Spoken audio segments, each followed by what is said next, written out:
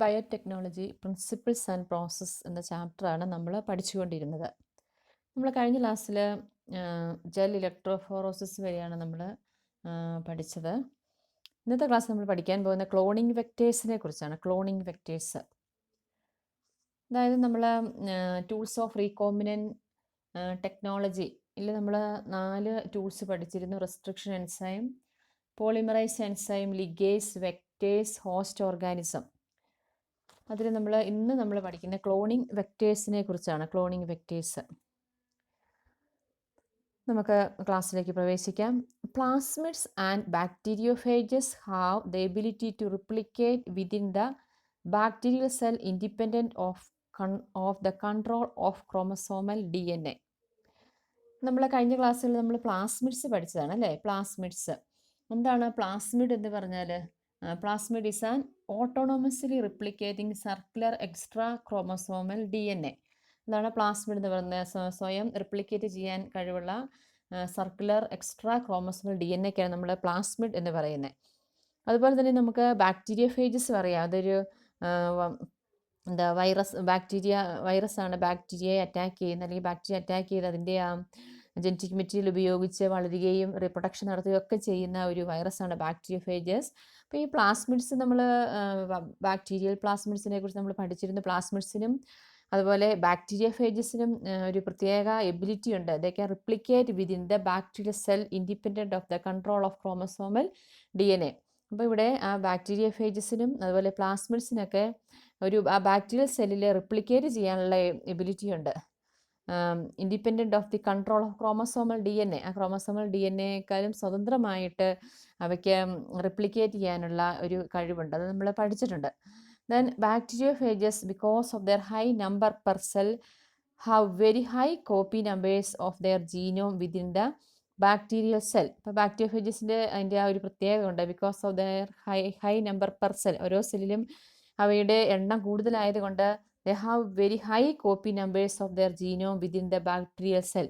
അപ്പോൾ അതുകൊണ്ട് അവയ്ക്ക് അവരുടെ കോപ്പി നമ്പേഴ്സ് ഹൈ ആയിരിക്കും അല്ലെ? അവരുടെ ആ കെമിക്കൽ സബ്സ്റ്റൻസ് ഉള്ള കോപ്പി ഒരു ബാക്ടീരിയൽ സെല്ലിലുള്ള ഇവയുടെ എണ്ണം വളരെ ഹൈ ആയിരിക്കും. Next, some plasmids may have 1 or 2 copies per cell, whereas other may have 15 to 100 copies per cell. ഇപ്പം ചില പ്ലാസ്മിഡ്സിന് 1 or 2 copies per cell, ഒരു സെല്ലിൽ 1 or 2 കോപ്പീസ് ആയിരിക്കും. പക്ഷേ ചിലതിനാണെങ്കിൽ 15 മുതൽ 100 കോപ്പീസ് വരെ ഒരു സെല്ലിൽ കാണാനായിട്ട് സാധിക്കും. അപ്പം നമുക്ക് ഒരു ക്ലോണിംഗ് വെക്ടറിൻ്റെ ഫീച്ചേഴ്സ് പഠിക്കാം. The following are the features that are required to facilitate a cloning vector. Cloning into a vector. അതായത് നമ്മൾ വെക്റ്റേഴ്സ് അല്ലെങ്കിൽ ക്ലോണിങ് വെക്റ്റേഴ്സ് നിങ്ങൾ പഠിച്ചിട്ടുണ്ട്. വെക്റ്റേഴ്സ് നമ്മൾ നേരത്തെ ഒരു പ്രാവശ്യം ജസ്റ്റ് പഠിച്ചത്. എന്താ വെക്റ്റേഴ്സ് എന്ന് പറഞ്ഞാൽ നമുക്കൊരു മോസ്കിറ്റോയെ നമുക്കൊരു വെക്റ്റർ എന്ന് പറയാം. അതായത് അതൊരു ക്യാരി ചെയ്യുന്ന ഏജൻറ്റ്, അതിന് നമ്മൾ വെക്റ്റർ എന്ന് പറയുന്നത്. അപ്പം നമുക്കിവിടെ നമ്മൾ ഈ റീകോമ്പിനൻ്റ് DNA ടെക്നോളജിയിൽ നമ്മൾ ചില വെഹിക്കിൾസ് അല്ലെങ്കിൽ നമ്മൾ അങ്ങനെ ഒരു ചില ഓർഗാനിസംസ് നമ്മൾ യൂസ് ചെയ്യും. എന്തിനാണ് നമ്മൾ അങ്ങനെ യൂസ് ചെയ്യുന്നത്? Transfer of DNA from one cell to another cell, അതിനാണ് നമ്മൾ വെക്റ്റേഴ്സ് എന്ന് പറയുന്നത്. അതുപോലെ തന്നെ vectors are also called cloning vectors. അപ്പോൾ അതിന് വേറൊരു പേര് കൂടി പറയും, ക്ലോണിംഗ് വെക്റ്റേഴ്സ്. അപ്പോൾ നമ്മൾ ഈ വെക്റ്റർ എന്ന് പറയുന്ന ആ ഒരു കാര്യം നിങ്ങൾ മനസ്സിലാക്കുക. വെക്റ്റർ എന്ന് പറഞ്ഞാൽ vehicles which are use to transfer a gene അല്ലെങ്കിൽ ഒരു DNA fragment from one cell to another. ഒരു സെല്ലിൽ നിന്നും ജീനിനെ അല്ലെങ്കിൽ ഒരു DNA ഫ്രാഗ്മെൻറ്റ്സിനെ ട്രാൻസ്ഫർ ചെയ്യാൻ ഉപയോഗിക്കുന്ന ആ ഒരു വെഹിക്കിൾസിനാണ് നമ്മൾ വെക്റ്റേഴ്സ് എന്ന് പറയുന്നത്. നമുക്ക് അതേപോലെ അതിന് നമുക്ക് ക്ലോണിംഗ് വെക്റ്റേഴ്സ് അല്ലെങ്കിൽ ക്ലോണിംഗ് വെഹിക്കിൾസ് എന്നൊക്കെ പറയാനായിട്ട് സാധിക്കും. അപ്പോൾ നമ്മളിപ്പോൾ ഇവിടെ തൊട്ട് മുമ്പ് പഠിച്ചത് നമ്മൾ പ്ലാസ്മിഡ്സ് ഒക്കെ വെക്ടറായിട്ട് നമ്മൾ യൂസ് ചെയ്യുന്നതാണ്. അപ്പോൾ ഇവിടെ നമ്മൾ ഇനി പഠിക്കാൻ പോകുന്ന the following are the features that are required to facilitate cloning into a vector. അതിൽ ഒന്നാമത്തെ ഫീച്ചർ എന്ന് പറഞ്ഞാൽ ഒറിജിൻ ഓഫ് റിപ്ലിക്കേഷൻ, അല്ലെങ്കിൽ ഒറി എന്ന് നമ്മൾ പറയുന്നത് origin of replication. This is a sequence from where replication starts and any piece of DNA when linked to this sequence can be made to replicate within the host cell. നമ്മളതിനെ കുറിച്ച് original replication അതിൻ്റെ definition നമ്മൾ പഠിക്കുകയാണെങ്കിൽ ആ DNA സീക്വൻസിൽ this is a sequence from where replication starts. ആ replication ആരംഭിക്കുന്ന ആ ഒരു എന്താ സീക്വൻസ് നമ്മൾ പറയുന്ന പേരാണ് origin of replication. And any piece of DNA when linked to the sequence can be made to replicate. അതായത് ഏതെങ്കിലും ഒരു പീസ് ഓഫ് DNA ഈ ഒരു ഒറിജിൻ ഓഫ് റിപ്ലിക്കേഷനുള്ള ആ സീക്വൻസുമായിട്ട് ലിങ്ക് ചെയ്തിട്ടുണ്ടെങ്കിൽ എന്ത് സംഭവിക്കും? It made to replicate within the host cells. അത് ആ ഹോസ്റ്റ് സെൽസിൽ റിപ്ലിക്കേറ്റ് ചെയ്യാനായിട്ട് ആരംഭിക്കും. അതായത് ഒറിജിൻ ഓഫ് റിപ്ലിക്കേഷൻ എന്ന് പറഞ്ഞാൽ അത് DNA-യിലുള്ള ഒരു സ്പെസിഫിക് സീക്വൻസ് ആണ്. അത് എന്തിനുള്ള റിപ്ലിക്കേറ്റ് ചെയ്യാനുള്ള എബിലിറ്റി ഉണ്ട്. അപ്പം നമ്മൾ ആ ഒരു ആ ഒരു പാർട്ടിലോട്ട് വേറെ ഏതെങ്കിലും ഒരു ഫോറിൻ DNA അറ്റാച്ച് ചെയ്താൽ എന്ത് സംഭവിക്കുന്നു? അവയ്ക്ക് ഒരു ഹോസ്റ്റ് സെല്ലിനകത്ത് വെച്ച് അവയ്ക്കും ഡിവൈഡ് ചെയ്യാനുള്ള കപ്പാസിറ്റി ഉണ്ടാകും, അല്ലെങ്കിൽ റിപ്ലിക്കേറ്റ് ചെയ്യാനുള്ള എബിലിറ്റി ഉണ്ടാകുന്നു. This sequence is also responsible for controlling the copy number of the linked DNA. നമുക്കത് ഈ ഒറിജിൻ ഓഫ് റിപ്ലിക്കേഷൻ്റെ ക്യാരക്ടേഴ്സ് നമ്മളൊന്ന് ജസ്റ്റ് ഓർമ്മിക്കുകയാണെങ്കിൽ, ഇപ്പോൾ നമ്മൾ ഒന്നാമത്തെ ക്യാരക്ടർ നമ്മൾ പഠിച്ചു. എന്താണ് origin of replication? Initiates the replication start ചെയ്യുന്നത് എവിടെയാണ്? ഒറിജിൻ ഓഫ് റിപ്ലിക്കേഷനിലാണ്. ഇനി രണ്ടാമത്തത് എന്താണ് അതിൻ്റെ ക്യാരക്ടറായിട്ട് പറയുന്നത് ഇത് responsible for controlling the copy number of linked DNA. അതിൽ ലിങ്ക് ചെയ്തിരിക്കുന്ന ആ DNA-യുടെ കോപ്പി നമ്പർ കൺട്രോൾ ചെയ്യുന്നതും ആരാണ്? ഈ ഒറിജിൻ ഓഫ് റിപ്ലിക്കേഷനാണ്. And so if one wants to recover many copies of the target DNA, it should be cloned in a vector whose origin support high copy number. അപ്പോൾ അതുകൊണ്ട് ഇവിടെ നമ്മൾ കൂടുതൽ copies ഉള്ള ഒരു DNA, നമ്മൾ ഉദ്ദേശിക്കുന്ന ടാർഗറ്റ് DNA കൂടുതൽ കോപ്പീസ് ഉണ്ടാകണമെങ്കിൽ നമ്മൾ അതെന്ത് ചെയ്യണം? നമ്മൾ it should be cloned in a vector whose origin support high copy number. അപ്പോൾ അത് നമ്മൾ ക്ലോൺ ചെയ്യണത്, അതായത് കൂടുതൽ origin of replication origin high copy number support ചെയ്യുന്ന ഒരു ഒറിജിൻ ഓഫ് റിപ്ലിക്കേഷനുള്ള ഒരു DNA സീക്വൻസുമായിട്ട് നമ്മൾ അതിനെ ജോയിൻ ചെയ്യണം, അല്ലെങ്കിൽ ക്ലോൺ ചെയ്യണം. അങ്ങനെ വരുമ്പോഴാണ് നമുക്ക് കൂടുതൽ കോപ്പീസ് കിട്ടുകയുള്ളൂ. അപ്പോൾ നിങ്ങൾ ആ ഒറിജിൻ ഓഫ് റിപ്ലിക്കേഷൻ്റെ ക്യാരക്ടറിസ്റ്റിക്സ് ഒന്ന് ഓർത്തിരിക്കുക. ഒന്നാമത്തെ ക്യാരക്ടർ എന്താണ്? Ori initiates the replication. രണ്ടാമത്തത് any piece of DNA well link to ori can be made to replicate within the host cell. അപ്പോൾ നമ്മൾ രണ്ടാമത്തെ സെൻറ്റൻസ് ആയിട്ട് പഠിച്ചതാണ്. അതായത് ഏതെങ്കിലും ഒരു piece of DNA origin of റിപ്ലിക്കേഷനുമായിട്ട് ലിങ്ക് ചെയ്താൽ അതിന് ഈ ക്യാരക്ടർ അതിന് കിട്ടും, പകർന്ന് കിട്ടും എന്നൊക്കെ നമ്മൾ പറയുന്ന പോലെ അതും റിപ്ലിക്കേറ്റ് ചെയ്യാൻ തുടങ്ങുന്നു. അതുപോലെ കോപ്പി നമ്പേഴ്സിനെ കൺട്രോൾ ചെയ്യുന്നതും ഒറിജിൻ ഓഫ് റിപ്ലിക്കേഷൻ അല്ലെങ്കിൽ ഒറി ആണ്. നെക്സ്റ്റ് നമുക്ക് രണ്ടാമത്തെ ഫീച്ചർ, ഒരു ക്ലോണിംഗ് വെക്ടറിൻ്റെ രണ്ടാമത്തെ ഫീച്ചർ എന്ന് പറഞ്ഞാൽ selectable marker. In addition to ori the vector requires a selectable marker. അപ്പോൾ നമ്മൾ ഒറിജിൻ ഓഫ് റിപ്ലിക്കേഷൻ മാത്രം പോരാ ഒരു വെക്ടറിന്, പിന്നെ എന്തുകൂടി വേണം? It requires a selectable marker. ഇതിനൊരു സെലക്റ്റബിൾ മാർക്കർ കൂടി ഇതിന് ആവശ്യമാണ്. which helps in identifying and eliminating non-transformants and selectively permitting the growth of transformants. അപ്പോൾ നിങ്ങളത് ഓർത്തിരിക്കുക, ഈ സെലക്റ്റബിൾ മാർക്കർ. അപ്പോൾ അതിൻ്റെ ഫങ്ഷൻ എന്താണെന്ന് പറഞ്ഞാൽ, അപ്പോൾ അതിൻ്റെ ഒരു ഡെഫിനിഷനായിട്ട് പറയുകയാണെങ്കിൽ, the gene which helps in identifying and eliminating non-transformants and selectively permitting the growth of transformants. അതാണ് ഈ സെലക്റ്റബിൾ മാർക്കർ എന്ന് പറയുന്നത്. നമ്മൾ ആ പേരിൽ തന്നെ ഒരു സെലക്ഷൻ നടത്തുന്നുണ്ട് ഇവിടെ, അല്ലേ? ഒരു സെലക്ഷൻ, അതായത് ഇവിടെ അതൊരു സെലക്റ്റബിൾ മാർക്കറും ഒരു ജീനാണ്. അത് നമുക്ക് ഐഡൻറ്റിഫൈ ആൻഡ് എലിമിനേറ്റിംഗ് നോൺ ട്രാൻസ്ഫോമൻസ്, നമുക്ക് നോൺ ട്രാൻസ്ഫോമൻസിനെയും ട്രാൻസ്ഫോമൻസിനെയും ഐഡൻറ്റിഫൈ ചെയ്യാനും തിരിച്ചറിയാനും, അത് കഴിഞ്ഞിട്ട് വീണ്ടും ആ ട്രാൻസ്ഫോമൻസിൻ്റെ ഗ്രോത്തിന്, വളർച്ചയ്ക്ക് സഹായിക്കാനും കഴിയുന്ന, അല്ലെങ്കിൽ അതിന് സഹായിക്കുന്ന ഒരു ജീനാണ് സെലക്റ്റബിൾ മാർക്കർ എന്ന് പറയുന്നത്. അപ്പോൾ നിങ്ങൾ ഓർമ്മിക്കുന്നുണ്ട് എന്താണ് ഈ ട്രാൻസ്ഫോമൻസും നോൺ ട്രാൻസ്ഫോമൻസും എന്നൊക്കെ പറഞ്ഞാൽ നോക്കാം, അല്ലേ? ട്രാൻസ്ഫോമൻസ് എന്ന് പറഞ്ഞാൽ a bacteria which is modified through a foreign gene. അതായത് നമ്മൾ ഒരു ബാക്ടീരിയനെ സെലക്ട് ചെയ്ത് അതിൻ്റെ ബോഡിയിലോട്ട് നമ്മളൊരു ജീനിനെ എൻ്റർ ചെയ്തു. അപ്പോൾ എന്താ സംഭവിക്കുന്നത്? അതിന് മാറ്റം സംഭവിച്ചു, അല്ലേ? അപ്പോൾ അങ്ങനെ ആ ഒരു പീസ് ഓഫ് DNA നമ്മൾ അറ്റാച്ച് ചെയ്ത മോഡിഫിക്കേഷൻ നടന്ന അതിനെ നമ്മൾ ട്രാൻസ്ഫോമൻ്റ് എന്ന് പറയുന്നത്. ആ ഒരു പ്രോസസ്സിന് നമ്മൾ പറയുന്ന പേര് ട്രാൻസ്ഫോർമേഷൻ, അല്ലേ? The process through which a foreign gene is introduced in a host bacterium. ഒരു ഫോറിൻ ജീൻ ഒരു ഹോസ്റ്റ് ബാക്ടീരിയത്തിലോട്ട് ഇൻട്രൊഡ്യൂസ് ചെയ്യുന്ന ആ പ്രോസസ്സിന് നമ്മൾ പറയുന്ന പേരാണെന്ത്? ട്രാൻസ്ഫോർമേഷൻ. ഓക്കെ, അപ്പോൾ അതുപോലെ ഈ ട്രാൻസ്ഫോർമെൻറ്റ് നിങ്ങൾ ജസ്റ്റ് ഒന്ന് ഓർത്തിരിക്കുക. ട്രാൻസ്ഫോർമൻസ് എന്ന് പറഞ്ഞാൽ എന്താണ്? A bacterium which is modified through a foreign gene ആണ് ട്രാൻസ്ഫോർമെൻറ്റ്സ് എന്ന് പറയുന്നത്. അപ്പോൾ ഇവിടെ ഈ സെലക്റ്റബിൾ മാർക്കറിൻ്റെ ഫംഗ്ഷൻ എന്താണ് നിങ്ങൾ ഓർത്തിരിക്കുകയായിട്ട്, identifying and eliminating non transformants and selectively permitting the growth of the transformants. അപ്പോൾ അതായത് ഇവിടെ നോൺ ട്രാൻസ്ഫോർമെൻറ്റ്സിനെ ഐഡൻറ്റിഫൈ ചെയ്യുന്നു, ട്രാൻസ്ഫോർമെൻറ്റ്സിനെയും നോൺ ട്രാൻസ്ഫോർമെൻറ്റ്സിനെയും വേർതിരിച്ച് കണ്ടെത്തുകയും ആരെ എലിമിനേറ്റ് ചെയ്യുകയും ചെയ്യുന്നു, നോൺ ട്രാൻസ്ഫോർമെൻറ്റ്സിനെ. എന്നിട്ട് എന്തിനു സഹായിക്കുന്നു, permitting the growth of ട്രാൻസ്ഫോർമെൻറ്റ്സ്.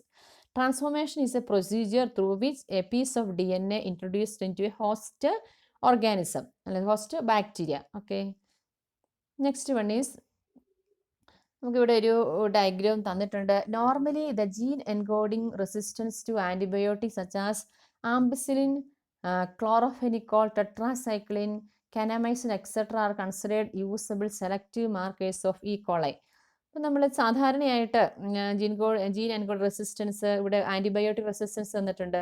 Ampicillin, ക്ലോറോഫെനിക്കോള്, tetracycline, കാനമൈസിൻ, ഇങ്ങനെയുള്ളതൊക്കെ എന്താ E.coliയുടെ എക്സ്ക്രിഷ്യ കൊളയുടെ സെലക്റ്റബിൾ മാർക്കേഴ്സായിട്ട് നമ്മൾ കൺസിഡർ ചെയ്യുന്നതാണ്. The normal E.coli cells do not carry resistance against any of these antibiotics. ഇപ്പോൾ നിങ്ങൾ ഓർത്തിരിക്കുക, നോർമൽ ആയിട്ടുള്ള എസ്ക്രിഷ്യ കൊളൈ സെൽസിന് ഇങ്ങനെയുള്ള ഈ റെസിസ്റ്റൻസ് ജീൻസ് ഒന്നുമില്ല. ഏതൊക്കെ റെസിസ്റ്റൻസ്? ഇപ്പോൾ നമ്മളിവിടെ പറഞ്ഞ ആംബിസിലിനോ ടെട്രാസൈക്കിളിനോ കെനാമൈസിനൊന്നും റെസിസ്റ്റൻസ് ജീന് ഇല്ല. അപ്പോൾ ഇവിടെ ഞാൻ ഒരു ഡയഗ്രാം തന്നിട്ടുണ്ട്. അത് PBR 322 എന്ന് പറയുന്ന ഒരു ക്ലോണിംഗ് വെക്ടറാണ്. അപ്പോൾ ഇവിടെ നിങ്ങൾ നോക്കിയാൽ അതിൻ്റെ അകത്ത് രണ്ട് സെലക്റ്റബിൾ മാർക്കേഴ്സ് ഉണ്ട്. ഇവിടെ കാണിച്ചിരിക്കുന്ന ഈ ആംഭാർ, ടെറ്റാർ എന്ന് പറയുന്നത് ആംഭാർ, ഇത് ആംഭാർ, അതുപോലെ ടെറ്റാർ എന്ന് പറയുന്നത്, ഇത് രണ്ടും സെലക്റ്റബിൾ മാർക്കേഴ്സിന് എക്സാമ്പിളാണ്, ആംഭാർ ആൻഡ് ടെറ്റാർ. അപ്പോൾ അതിൽ ടെറ്റാർ എന്ന് പറഞ്ഞാൽ it is the gene against the antibiotic ടെട്രാസൈക്ലിനും, ടെറ്റാർ എന്ന് പറഞ്ഞാൽ എന്താണ്, it is the gene for resistance against antibiotic ampicillin. Okay, next അടുത്ത നമുക്ക് ക്ലോണിംഗ് സൈറ്റ് എന്താണെന്ന് നോക്കാം.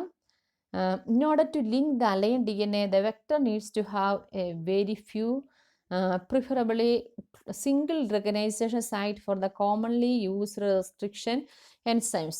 നമ്മളിവിടെ ഒരു അലൈൻ പീസ് ഓഫ് DNA, ഒരു ഫോറിൻ DNA വെക്ടറിലോട്ട് അറ്റാച്ച് ചെയ്യുമ്പോൾ അതിന് എന്താ ഒരു റെക്കഗ്നേഷൻ സൈറ്റ് എന്ത് വേണം, ആവശ്യമാണ്. അപ്പോൾ ഒരു single recognition site for the commonly used restrictions, ഒരു സിംഗിൾ സൈറ്റാണ് ആവശ്യമായിട്ട് വരുന്നത്. അപ്പോൾ presence of more than one recognition sites within the vector will generate several fragments.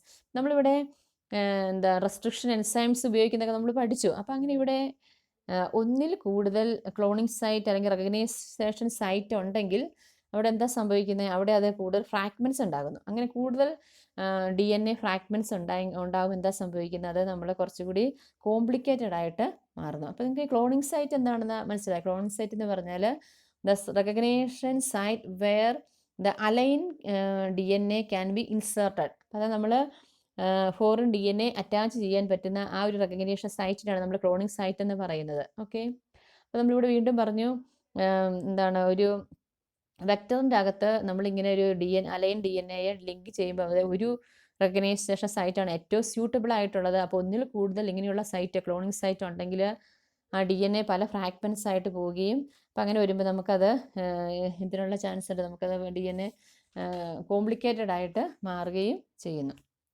നമ്മൾ അതിൻ്റെ ഇവിടെ ഇത് ഒരു ക്ലോണിംഗ് വെക്ടറിൻ്റെ ഡയഗ്രം തന്നെയാണ് ഞാനിവിടെ കാണിച്ചിരിക്കുന്നത്. PBR 322 എന്ന് പറയുന്ന cloning വെക്ടറിൻ്റെ. The ligation of aligned DNA is carried out at the restriction site present in one of the two antibiotic resistance genes. ഇവിടെ നമ്മൾ എന്താണ് അലൈൻ DNA ക്യാരി എന്ത് ചെയ്യുന്നത്, അതിൻ്റെ ആ ലിഗേഷൻ, അതിനെ നമ്മൾ ജോയിൻ ചെയ്യുന്നത് എവിടെയാണ്, restriction site present in one of the two antibiotic resistance gene. അതായത് ക്ലോണിംഗ് സൈറ്റ് കാണപ്പെടുന്ന രണ്ട് ആൻറ്റിബയോട്ടിക് റെസിസ്റ്റൻസ് ജീനിൽ അതിൻ്റെ ഏതെങ്കിലും ഒന്നിലായിരിക്കും നമ്മൾ എന്ത് ചെയ്യുന്നത്, നമ്മളിവിടെ ഈ alien piece of DNA attach ചെയ്യുന്നത്. അപ്പോൾ ഇവിടെ നമ്മളൊരു എക്സാമ്പിൾ കൊടുത്തിട്ടുണ്ട്. എന്താണ്, for the vector PBR 322, for example, we can ligate a foreign DNA at the BamH I site of tetracycline resistance gene in the vector PBR 322. അപ്പോൾ നിങ്ങൾ ഈ diagram ഒന്ന് ശ്രദ്ധിച്ചേ. ഇത് എന്തിൻ്റെ ഡയഗ്രമാണ്? നിങ്ങൾക്ക് പ്രാക്ടിക്കൽ എക്സാമിനൊക്കെ ചോദിക്കുന്നത് ഒരു ക്ലോണിങ് വെക്ടറാണ് അല്ലേ? PBr322 എന്ന് പറയുന്ന ഒരു ക്ലോണിങ് വെക്ടറാണ്. ഇതിൻ്റെ അകത്ത് രണ്ട് നമ്മൾ ആൻറ്റിബയോട്ടിക് റെസിസ്റ്റൻസ് ആയിട്ടുണ്ട്. ഏതൊക്കെയാണ്? ഒന്നിത് ആംഭാറും രണ്ടാമത്തെ ടെറ്റാറും അല്ലേ? അപ്പോൾ ഇവിടെ നമ്മൾ ഫോറിൻ DNA അറ്റാച്ച് ചെയ്യുന്ന സൈറ്റ് എന്ന് പറയുന്നത് എവിടെയാണ്? BamH I സൈറ്റ് ഓഫ് എന്താണ് ടെട്രാസൈക്ലിക് റെസിസ്റ്റൻസ്. ഇതാണ് BamH I സൈറ്റ് എന്ന് പറയുന്നത്. ഇവിടെയാണ് നമ്മൾ എന്ത് ചെയ്യുന്നത്? നമ്മളൊരു ഫോറിൻ DNA അറ്റാച്ച് ചെയ്യുന്നത്.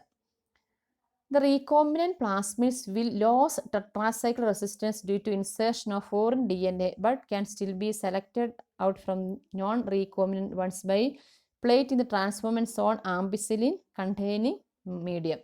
ഇവിടെ നമ്മൾ the recombinant plasmids, ഇവിടെ നമ്മൾ ജോയിൻ ചെയ്ത recombinant plasmid will lose the tetracycle resistance. ഇവിടെ നമ്മൾ എവിടെ ഇതിനെ അറ്റാച്ച് ചെയ്തത്?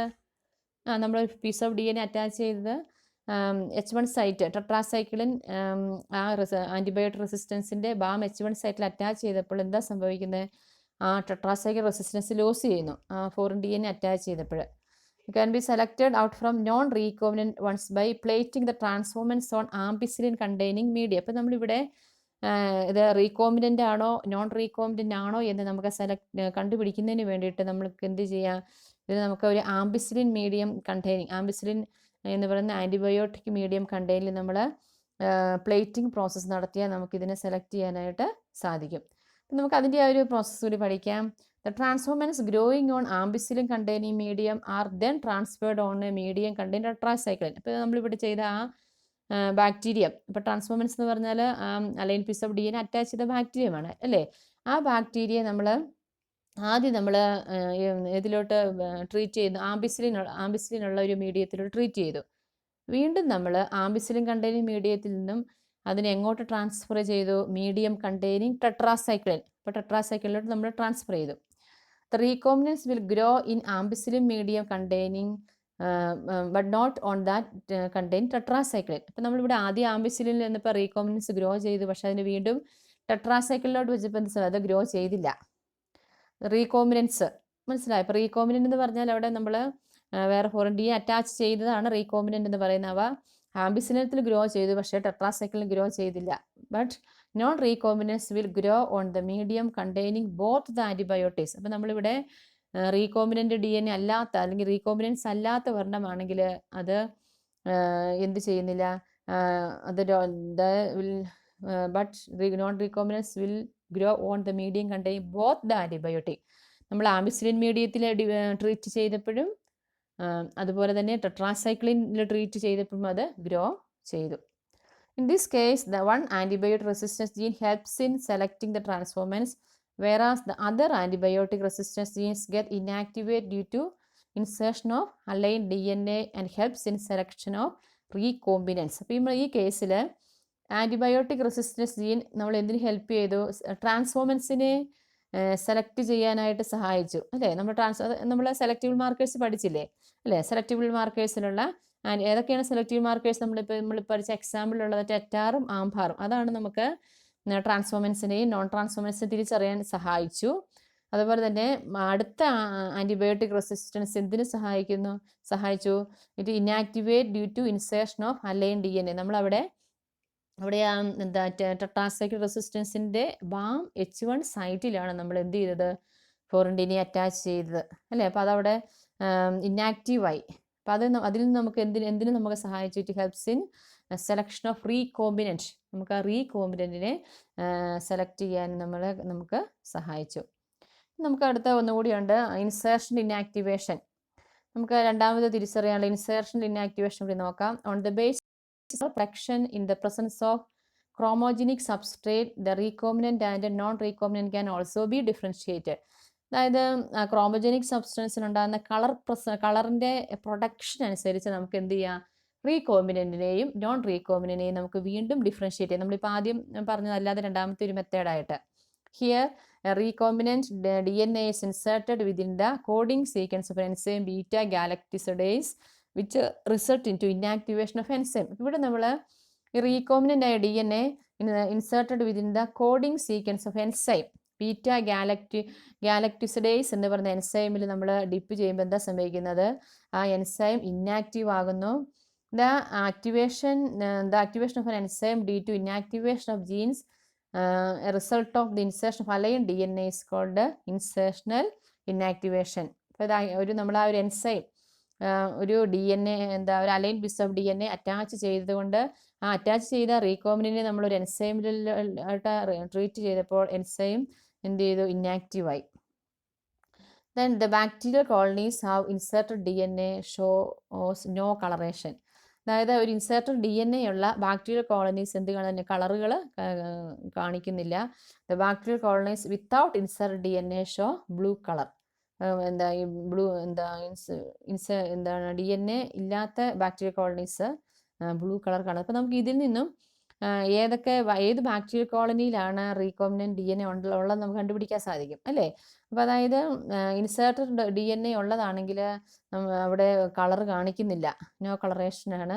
പക്ഷേ വിത്തൗട്ട് ഇൻസേർട്ടഡ് DNA ആണെങ്കിൽ അത് ബ്ലൂ കളർ കാണിക്കുന്നു. Okay, thank you.